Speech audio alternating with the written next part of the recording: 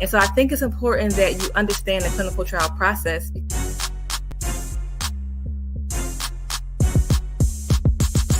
I'm not saying that the pill is bad.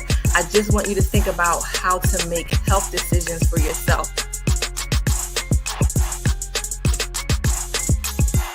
You want to be especially vigilant, especially staying on top of it. Once I got the information I needed, I started to move in that direction about how to make health decisions for yourself. In your mind, what would you say to brothers that's not vaccinated or just people in general? I'm glad to hear you are protected, and thanks for being so honest here on Keeping It 100, because that's what we do. Hey, welcome to Keeping It 100, where we have these very open and honest conversations to make sure you have the information you need to make good health decisions for yourself. I'm your host, Dr. Kristin Motley, and as always, we have a great show in store for you. If you think of questions, if you just watching, holler at us in the chat. Dr. Thomas is waiting to hear from you. Put your questions, comments in there, and we will definitely respond. At this point, I would bring in my co-host Georgie Mick Jr., but he is MIA. I think he's gonna come. I hope he comes through because we got a good conversation and we were prepping for the show. So we have a good show, and I really want him to be a part of it. So G, where are you at? Let's go. It's showtime. But as always, we have a good alternative co-host, Dr. Tyan Thomas. Dr. Thomas, thanks for always being willing to be on double duty. Oh, wait. Hey, can you hear me? Sorry. I can hear you. I don't see you. Here's my camera. Sorry. That's okay. Can you still see me? Yeah, I can. Yeah, I see you at the bottom. I think I did something. Hold on. Exit solo layout. All right. Sorry about that. Okay. That's okay. I'm like, I don't know what happened to me. Now we good. We good. All right, cool. Hi, everybody. We're getting it together over here. Thanks for coming on. I just wanted to just kind of recap last week. We had a busy week. How was your last week? Because our week was busy. Oh, I missed. So I was actually away in the Midwest when all this stuff was going on with the smoke coming to the East Coast. So I drove back. We got back here on Wednesday, and I'm like, what is with all this smoke? And the sun is like just all, faded out. And so I had to catch up on everything. It was crazy. So we got an air quality alert on Tuesday. So when I got that alert, I immediately emailed, and I didn't know what it was about. I don't know if I knew it was about the wildfires in Canada, because those fires had been going on for like a month. So I was like, why is it a big deal now? Like, I've been reading about this forever, but whatever. So I called the school and was like, pay close attention to Noah, look for his breathing, blah, blah, blah. And so that was Tuesday. And then Wednesday, it was another alert. And then you could start to smell it. And by Wednesday night, it was the smell was the worst. So when you got back, you really caught like what we was really down here experiencing. It was a lot, but it seems like it's moved on. But I still been looking at the air quality, and it's still not like good. So what I'm trying to figure out, and I might have to call the EPA, but I'm trying to figure out, are we at our baseline of bad air, or is it still some lingering effects of what happened from the wildfires, or is this just like our normal? But I'm just not really feeling the air right now, because I ended up having to take Noah to the ER because his breathing did end up becoming a problem. But did they think it was from the air? Did they think it was from the smoke? I don't know, but I think so. Now I kept him in the house, but I don't know. I did keep him in the house, but he still ended up having a flare. So I don't know what else could have caused it, because he'd been fine otherwise. Yeah. Well, good thing you were vigilant and keeping a watch out for it, to see that he was starting to breathe a little bit more labored and things like that. So, and he's better now? Yeah, he's good. He's good. Now, I did just check the air quality real quick while we were talking. So it looks good today. So I feel better. He can go outside and play. In the rain. I'm just kidding. Yeah, he can go outside and play in the rain. So tell us about your busy week then. All right. So last week started off at Tuesday. Tuesday, we did a COVID clinic at the Catholic Social Services. So we were out there doing boosters. This is a wonderful couple. They both got their latest bivalent vaccine. So that was fun. And then Thursday, I spoke on a sustainability panel, and which was very timely because of the wildfires. We talked about air pollution. I reminded people that the air in Chester is specifically dangerous and toxic, and we need to do something to protect our kids because the asthma rates in Chester is more than 4 times the national average, which is disgusting and ridiculous. Yeah. And us as adults, like the kids can't make decisions. They depend on us to make decisions for them, and we need to get it together to make sure our kids are good. We're not doing enough to do that. So I talked a little bit about that. That was Thursday. Then on Saturday, we participated in the Delaware County Pride. So shout out to Pride. The Pride event, UGTJ hosted this event. It was a great event. We had a lot of fun. We did COVID vaccines and we did Mpox vaccines as well, which was nice. And George was getting his Pride on, showing his support and getting the table ready. So we had a lot of fun out there. They really had a good time, a great turnout. It was a lot of fun. Great. So One community at a time. Friday, girl, yes. That was that was Saturday. And then on Sunday, George and Thomas went to the Trinity's community baby shower event, which was really nice. I missed that event because I was at the ER with Noah. But that's why you just got to have a good team in place. I don't have to be everywhere. I don't have, and I love that I can depend on my team to just show up and do what we do best. So that was last week. It was a lot. And then Juneteenth's coming up. We got stuff coming up. And then after that, I'm like, I'm not doing nothing until Labor Day. Yeah, so you gotta take your own advice. Rejuvenate, recover, well-being, all that good stuff. I'm calling you out like you would do with George. You got to take a break after this, Dr. Motley. You're right. You're right. I'm like, don't nobody ask me to do nothing until after Labor Day. It's Juneteenth. We got like 3 or 4 events, which is a lot. Oh gosh, but we're in June. It's Pride Month. Happy Pride. Shout out to everyone in the LGBTQIA community. Celebrate all month. You deserve it. And it's also Men's Health Month.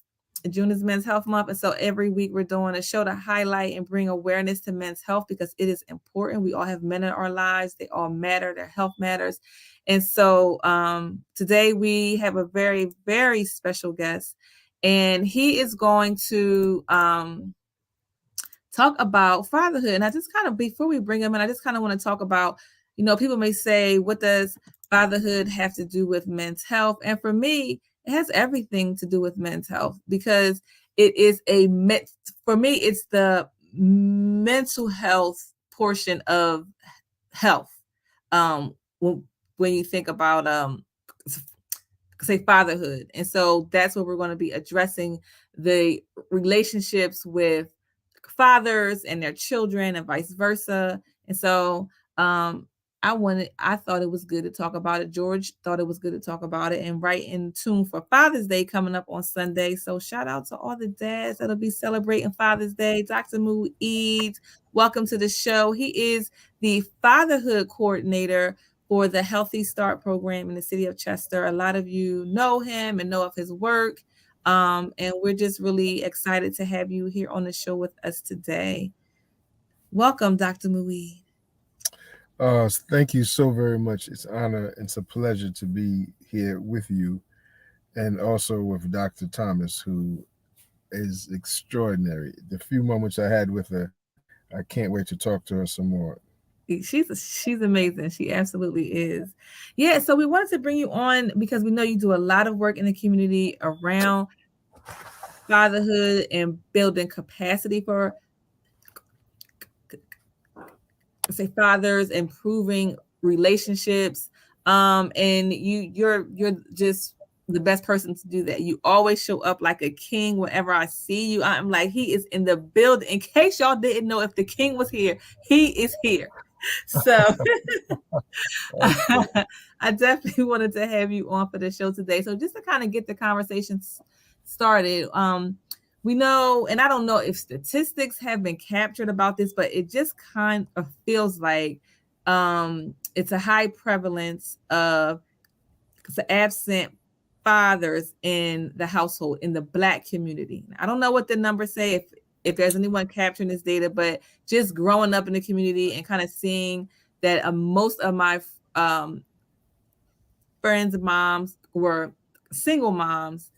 I just wanted to kind of talk about, why does that seem to be the case? Well, let me say that Amilcar Cabral, one of my heroes, the revolutionary leader in Guinea-Bissau, said, "Tell no lies and claim no easy victories." And I say that to say that as far as being an expert or being the person, the person to be here on these questions, I'm just a brother who has lived, been around the sun around 70 times, I just have some experience, and most of the experiences, the things I did wrong, not so much the things I did right, and maybe people can learn from my mistakes. Some other people can benefit from my mistakes. As it relates to the question, wow, it's loaded because it's so much connected to it. And let me give you a way to approach the question. Okay. In social work, we ask the question, we say, let's understand human behavior in the social environment. So it's not just the psychology of that person, how he or she or they are thinking, but what's the environment in what's the social environment? But then again, that social environment takes place in what? An economic environment, that takes place in a political environment, that takes place in a historical environment. Tell it. So any question we approach, if we're not looking at the question in all those domains, we're going to be missing something. Yes. So to look at the question of Black male fatherhood involvement, we have been living a myth. The CDC came out, I guess, about a year or two ago and said that Black fathers are more involved with their children than any other racial group. CDC. Okay. I'm not talking about Unaje down the corner. Unaje. CDC came out with an article and said that Black fathers are more involved with their children than any other group. How many people even know that? So much of our work as community workers, it's how do we distinguish the myth from the reality? If we're walking around with misinformation, with myths, we get guided and our behaviors are attached to that particular narrative. So only when we begin to know what the facts are, change our narrative, will we be able to experience the fullness that life has to offer. I was listening to something last night, and I got to go back and get the name. And this is a Black woman who I think she was from the Caribbean, and I'm talking about I guess I'm talking 1800s, 1860s, she was a Black woman, African woman from the Caribbean, went to England. While she was in England, got enticed to become an indentured servant in America. So she went from England to America, and she had an indenture contract that she would, I guess, serve 7 years, and afterwards she would have her freedom. Well, the first person took the contract and gave it to someone else, a white person here in the United States, and he enslaved her. Oh, wow. But she passed down the story to her children, to her children, to her children. So they, even though they were enslaved, they knew that they should have been free. And the point I'm making is that we have to own our narrative, because sometimes that's the only thing we have. Yeah, that's true. That's true. That's the only thing we have. So the narrative about the Black father has been distorted. And that isn't to say there aren't some serious complications with that. Again, going back to understanding social behavior in the historical environment, we must remember, Black men were taught to be irresponsible.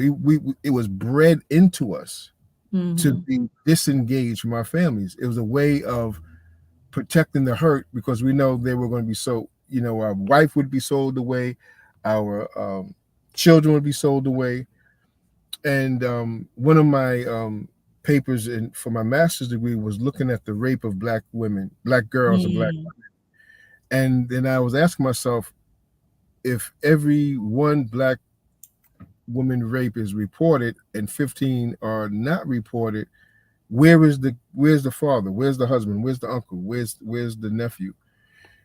We were bred into being disengaged, right? Doing slavery. I mean, so there's something called epigenetics.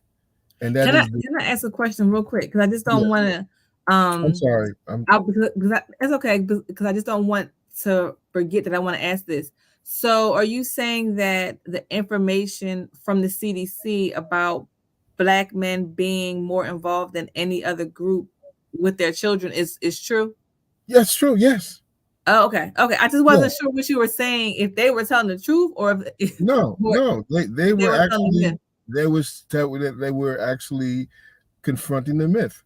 So let me stop there because I kind of went into a whole layers, and I want to stop and let the question breathe a little bit and the process breathe a little bit. So, but I was just trying to set up this larger paradigm to understand the questions, because if we don't know that, and we're not going to cover every point of it, but if we don't have the framework of it, so it's content is important, process is important, but even more important than that is context. So it's trying to lay the context. Yeah, I appreciate that. And so I guess my next question would be then, in the cases when the father is not present in the family or in the child's life, how does that impact the child's development? Do we know that? Yes, we do. It's been shown through research that the father has a different way of understanding life and understanding children, and by having in the father's absence, it seems to create an absence of discipline and an absence of expectations. When the father just has a way of just making things, oh, here comes, daddy's home, No, it doesn't mean that dad is always the disciplinarian, but in most cases he is. And just the idea of it is like, oh, wait a minute, let me get in line. So it helps the child create those healthy boundaries, and also it helps in self-regulation. A child that doesn't have discipline, doesn't have self-regulation, is a child that's headed for trouble. So when we talk about the school to prison pipeline, in many cases, there are two things that are happening. One, a society that's against that child and has done everything to make sure the child doesn't reach his full maximum optimum development. That's happening on the outside.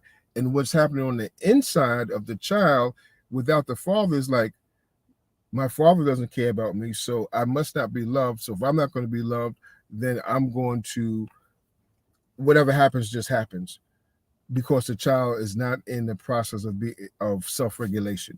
And the consequence of that is that child who's disruptive in school, is that child that's seeking attention, is that child who gets suspended, is that child who winds up on the corner, is that child that winds up in jail. So the consequence of not having a father in the home has been shown, uncategorically. It's just unquestionable. Thank you so much for that. So I guess one of the things I noticed when I was looking at the CDC information, and I tried to do a quick online search, which took me down a rabbit hole, but it sounds like there's some jargon or language about a father's involvement and then actually being in the home. So it sounds like that's getting all kind of mixed up there together. And so I guess I'm just wondering, can you comment about ways that a father can still be present and be there for their child, even if they might not be with the mom, or anything you can shed light on that That's part of it. excellent point to make. Right. Most of the literature around fatherhood is geared towards the white middle class father, right? Someone who's employed, someone who's educated, someone who has medical insurance. Most of the literature and material is geared towards him. But what about that father who's not connected to the mother, right? Not married, right? What about that father that's not living in the home? So we are now attempting to create a whole new body of literature that actually addresses the lived experiences and the lived relationships of that father who wants to be involved. A couple of weeks ago, about a month ago, I went to Denver, and my heart was broken. And it wasn't just my heart was broken, it was the father who was told by the judge that he didn't have the right to raise the child, that the child would stay with the mother because the mother had, okay, let me set it up for you. The son was living with the father for the last 6 to 7 years, primarily, right? And would go and visit the mother anytime the child would want to go to see the mother, or anytime the mother would want the child to come and visit her. When the father took the child to the mother for the Christmas break, she didn't return him back. And then he said, okay, he said, okay, let me put a suit in, for full custody. Was that the wrong thing to do? Long story short, this judge, I flew all the way out to Denver, didn't have any, she didn't use anything I said, nothing that I said, nothing that his co-worker said, nothing from the two teachers that were on the side of the father to get the child returned back to that household. So we're living in this society where our children are still being kidnapped. Now, it may not be as brutal or as visceral as slavery, but the same thing is happening. Our children are being snatched away. And in fact, the seriousness of that shows that we're still living in a state of genocide. One of the conditions of genocide is that the children of the people are, in fact, taken away from that group. This is happening at enormous levels that we need to really address. So yes, we have to look at situations where the child is not, where the father is not living with the mother, and how do we make those adjustments so that the child can be loved, respected, nourished, protected, and supported. So I'm so glad that you brought up that story, and that just makes me wonder, for the fathers that do want to be involved in their child's life, if they're not currently involved and they want to take a step to do something, to build a relationship, especially if the child is younger than 18, what are some of the first steps that man could take? Oh, that's a very good question. I would encourage that young man to be in contact with an older man who has gone through those kinds of experiences. Part of the enslavement process was to destroy social systems. Mm-hmm. When the people are in their culture, when the people are in their love and respect and connectedness to themselves, that means they are able to resist slavery. So enslavement had to break down all of those barriers. Okay, how many families do you know where the grandfather, his son, and then the grandson are all in unity in terms of mentally, spiritually, psychologically, physically? It exists, but it isn't something that we readily can kind of point to as a norm, right? Mm-hmm. Mm-hmm. It didn't happen just because a lightning bolt struck a family and they didn't.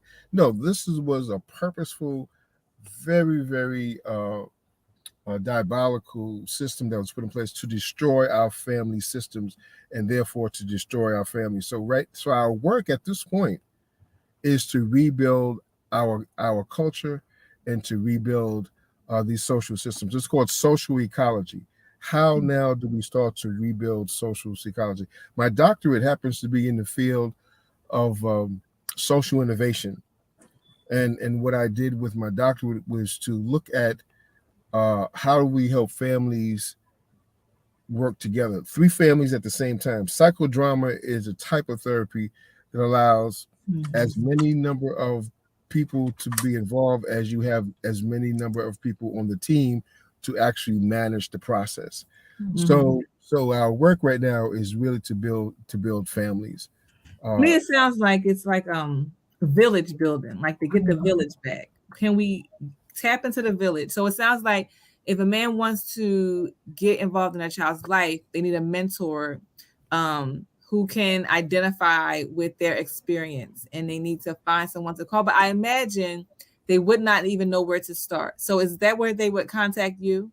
Yes, it is. In fact, we at the Foundation for Delaware County have looked at this problem, and not only are we having what is called a Fatherhood Summit on the 21st of June from 2 o'clock to 6, but we also are having on the last Thursday of the month, I think is the 27th, we're having a community fathering circle, community fathering council or circle. We're bringing the fathers together so we can start to build this in Chester. Awesome. So somebody can get in touch with me and I can make those connections, because we are in the process of creating these social circles that would lend that wisdom to our young people. That is awesome. Can you repeat the details of the June 26th event? Let me give you my number so people can write it, who are listening. My number is 215-990-1279, and I'll say it again. 215-990-1279 is my cell phone, and my email is OMUID at Delco, DELCO Foundation, FOUNDATION.org. Muid at Delco Foundation.org. And I can be in touch. I can be contacted to give out all the information. So what we're doing is to create Fatherhood Awareness Month.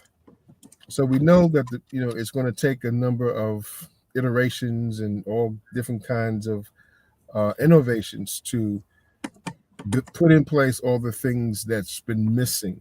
But what I can tell you is that there is a feeling and a desire for these things to come into existence. As I talk to more fathers, they are welcoming this aspect of organizing the community so that we can experience higher social ecology. That's amazing. I love that. Where is the June 26th event taking place? The June 21st, the Fatherhood event. Oh, June 21st. The June 21st, yeah. That's taking place at the Boys and Girls Club in Chester. And let me pull up the flyer that has the address. The Boys and Girls Club is on 5th Street? 6th Street? I can't even remember. 7th. Oh, that's 7th Street. Okay. So that's on 7th Street in Chester. And what time is that event? The event is 2 to 6. 2 to 6 on June 21st. 2 p.m. to 6 p.m. at the Boys and Girls Club is the Fatherhood Summit. Yes. And that's for all the community. It's a community event, and it's free. It's a community event, and it's free. Okay. And it's going to be prizes. It's going to be dinner. We're going to have a lot of fun. It's going to be some good information. We have a guest speaker coming in from Florida Dr. Baptiste, really dynamic young man. We're going to have 4 workshops: early childhood development, emotional learning, men's health, and what is called Dad's Cafe. Dad's Cafe is this interchange of information, teaching what is called the 5 protective factors. So we're going to be learning, we're going to be experiencing, we're going to have some fun, we're going to have some food, we're going to have some prizes. So that's like you might say the big event that we're going to do. But also we have something which is called Foundation Wednesdays. Each Wednesday of the month, we're doing a particular event, and these are some of the activities that's available to the community. Tonight, on June 14th, we're having what is called Dad's Cafe at Booker T. Washington Community Center, which is at 611 Central Avenue in Chester, from 5 to 7. And again, that's a live event that's taking people through, engaging people in what is called Dad's Cafe. Nice. And then next Wednesday on the 28th, well, no, next Wednesday is the 21st, which is the summit. But the Wednesday after that, we're going to have what is called Dad's Let's Kick It, where fathers can come in and just talk about being a father. You know, the joy, the pain, the struggles, all the different aspects of being a father. We'll just have a rap session, right? That's going to be at the Ruth Bennett Community Center, 1350 West 9th Street in Chester, from 5 to 6. So every Wednesday we're doing an event, and in fact every Tuesday we're doing an event. On Tuesday we call it the Tuesday events, we call it Barbershop Tuesdays. And what that is, it's we got to go to the barbershop. That's where it's good, jumping off. That's where it's going down.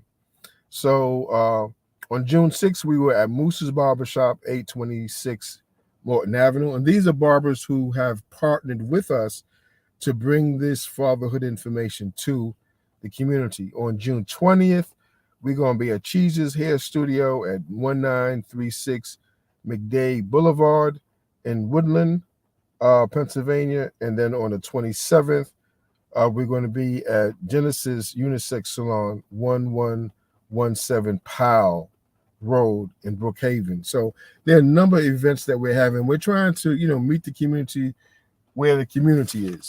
One thing about our program, the Fatherhood program, is that we're flexible.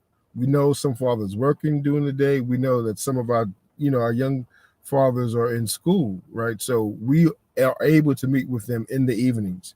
We're able to meet with them in the afternoon and on the weekends as well.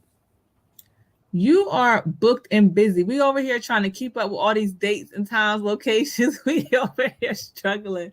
But is there a website that people can go to for all of these events, for the Tuesday events, for the Wednesday events, the dates, the times, the location? Is there any place, like one place? We do on the website, www.foundationdelco. We have foundation.org. yeah, that one.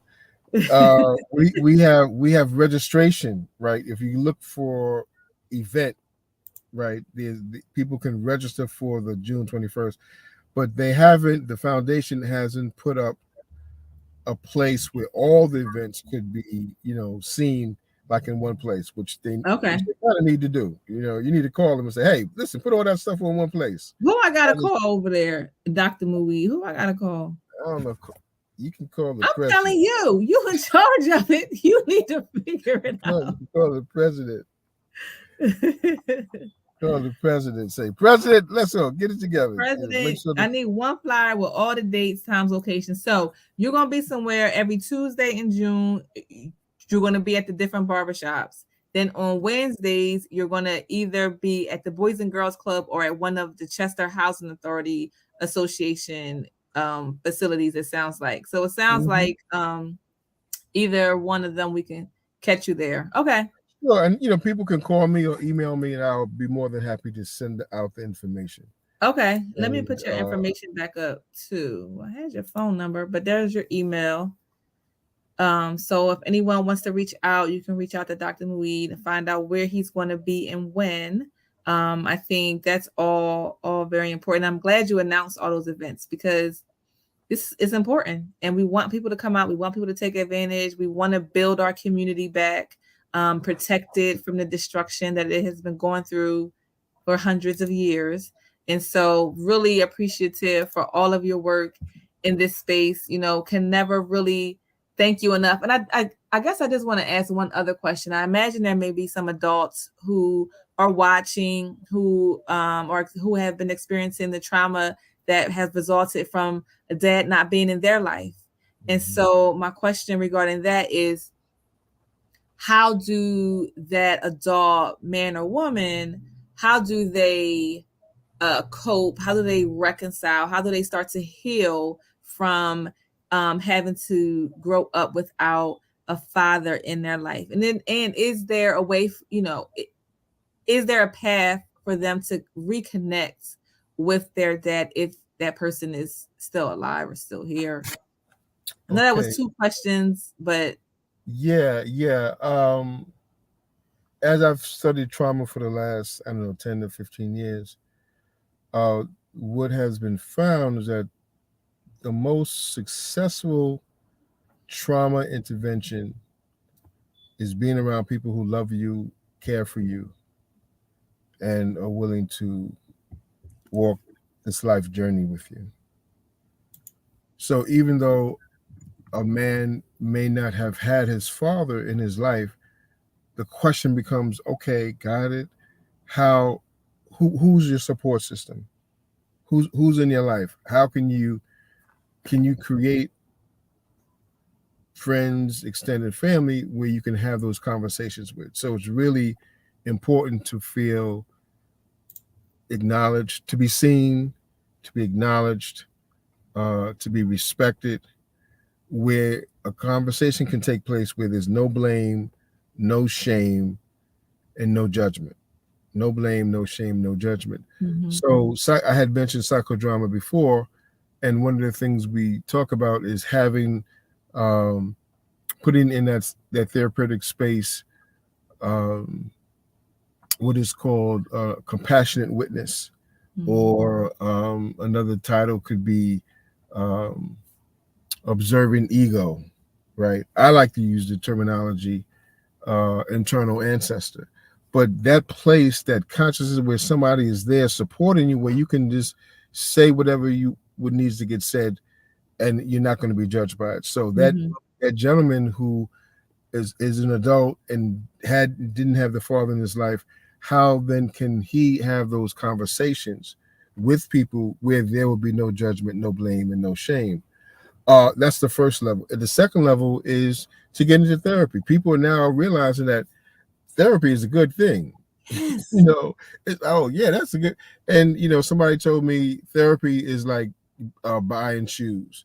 When you go to a shoe store, you just don't put on a shoe and the shoe is not fitting you right and just walk out the door like, this shoe ain't fitting. You got to give me another pair of shoes because this is not the one. It's cut too tight. It's cut too this. No, therapy is the same thing. You have to find the right match with someone. What I'd like to do is to start to create men's circles in Delaware County, even though I'm speaking most of my speaking today as the fatherhood coordinator for the Foundation for Delaware County. What people are seeing on the screen is CEO of Wahimi Misu Healing Well. That's my nonprofit, right? So I'm still working. It's still very young. It's a very young nonprofit, but there's certain things that I will do through that entity that I will not do through the foundation. It's one me, but I have these different relationships. Yeah, that's great. And I'm looking to bring as many of these father-related subjects and resources to Chester as I can. I sent you earlier, Dr. Motley, I sent you a picture of a flyer that Tyra has asked me to talk at at Cat Center on Father's Day, and the picture is of me and my daughter, right? Uh, many years ago, and this is the daughter that I lost. Um, Oh, wow. I lost her, through an act of suicide, Oh, and wow. I'm it's sorry to it's hear that. and fathers, Mhm, as mothers who have lost their children, usually there's no place for them to go. mhm, There's no place for them to talk about it. The fathers who lose their partners in childbirth, usually there's no place for them to go. mm, The fathers who lose their children, right, in terms of childbirth or a miscarriage, usually is no place for those men to go. mm, And when you couple that with men don't cry BS, mm. right? How do they get relief from that internal pain? So I'm saying therapy is needed. It's important. Yes, Um, and it it's absolutely it's is. it's a way that we'll be able to do the healing that's necessary. So that brother who hadn't had his father in his life, there is an answer for him. There is a response, but we have to build that response together. Earlier, you mentioned the thing about village. I think village for us is, I call it village midwifery, and Mm, that is saying anytime a black woman has a baby, she should not have to do anything for at least 9 days, at least minimum. It should be more hey, than, yeah, it should be more than that. please. It should be It should 9 days. definitely be more than that. And but it means the village has to come together and make that happen. She can't make Yes, it happen. The yes, village, this is the responsibility that we have to do. Um, yep. what Can I my just show this real quick? I just yes, want to show the flyer that you sent of you and your daughter. This is where you're going to be the keynote for the event on Father's Day at the Cat Center, 11 mhm. to 12. Is this a free event as well? Yes, it is. All right, so community, let's show up and show out. Um, I know it's going to be amazing because you're going to be there, and it's done with my sister Tara. So hey, you're in good company. Yeah, so I'm looking That's forward to gonna that. be But I bring that up because um, if we're talking about creating a higher level of fatherhood, it's first by realizing what this history has been, mm, and the types of traumas that's been attached to the horrific state of slavery, and also what happened after slavery, because we went from chattel slavery right into convict leasing, right into Jim Crow, right into mass incarceration. It hasn't mm, stopped. mm-mm, It's just changed its form. So when we mhm. understand the evil intent of Article 13, it says slavery and involuntary service is abolished, except in the punishment of a crime. So what this country did was start creating all these crimes that didn't exist. Yep, Oh, you're loitering. Where do you live? Do you have an address where you live? No. I'm gonna arrest you and put you right back on the plantation and make you work. And yep. then there's another period that's called peonage. Peonage is Mm, when a white man can come and say to you, "You owe me some money," or "You did this," arrest you and put you back on those plantations again. I mean, this history is horrendous. So it is. It is. It absolutely is. I wanted to say one other thing. I keep losing my train of thought. That's a darn shame. Oh, I wanted to give a shout out to Mr. Ralph Dorsey because he put a barbershop recommendation in the chat for you. He said you got to go over to the new shop on 7th Street. I'm not sure if they are on your list of places to go. But Willie Reed over there is the oldest barber in Chester, has a lot of knowledge to drop. Do you know him? no, Do you I already don't. Please get that information to me. But before I forget, the thing which I'm hoping that will be on my tongue for the rest of my life is the new Black birthing model. What is that? That's having a midwife,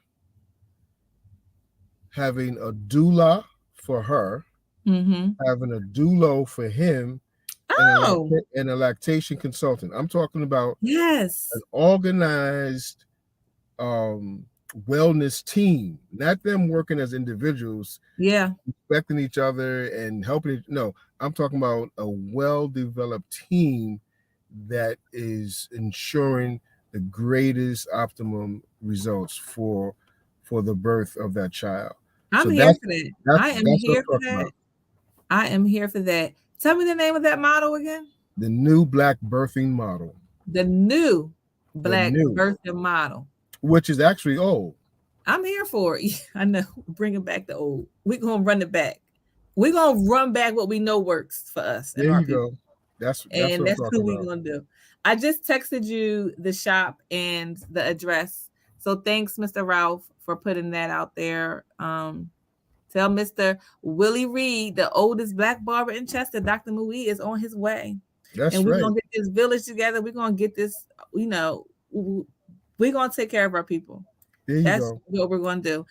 We are out of time, Dr. Muid. No.